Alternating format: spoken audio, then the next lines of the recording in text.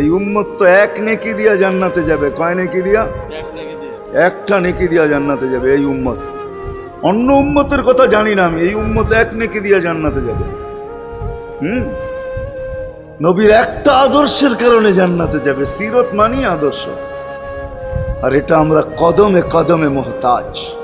কেননা এই ছোট জীবনটা যদি গ্রহণযোগ্যতা পর্যন্ত পৌঁছাইতে হয় আল্লাহর কাছে, চাই নারী হই, চাই যুবক হই, চাই বৃদ্ধ হই, যেই মানুষই হই না কেন, যেখানেরই হই না কেন, যেই বাসারই হই না কেন, যেই বর্ণেরই হই না কেন, যেই পেশারই হই না কেন, যেই সোসাইটিরই হই না কেন, এই জীবনটাকে যদি গ্রহণযোগ্যতা পর্যন্ত পৌঁছাইতে হয় কার কাছে? দুনিয়াওয়ালাদের কাছে না, মালিকের কাছে, যিনি এক ফোঁটা পানির থেকে অস্তিত্ব দিছেন, যার কাছে আবার আমাদেরকে ফিরা যেতে হবে।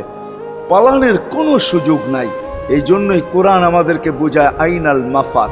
আল্লাহ বলতেছে কোথায় ভাগবে তুমি, বলো কোথায় ভাগবে? কবির কথাই সত্য, যদিও নাকি পালাও তুমি আকাশেতে লাগিয়ে সিঁড়ি, সিঁড়ি লাগাও যদি আকাশে চলে যাও, তো আল্লাহ বলে তোমার বাগার কোনো সুযোগ নাই। কেননা ইল্লা বিসুলতান, ওইখানেও আমার রাজত্ব, এইখানেও আমার রাজত্ব, ডাইনো আমার রাজত্ব, বামে আগে পিছে উপরে নিচে সর্বত্র আমার রাজত্ব। আমার রাজত্বের বাহিরে যাওয়ার ক্ষমতা তোমাদের নাই। দ্বিতীয় কথা এটো, আইনা আনা মাআকুম আইনা মা কুনতুম, যেখানে যাবে ওইখানে আমি সঙ্গে থাকব, আমাকে দূর করতে পারবে না। যদি করো তাহলে তুমি থাকবে না, তোমার অস্তিত্বই থাকবে না।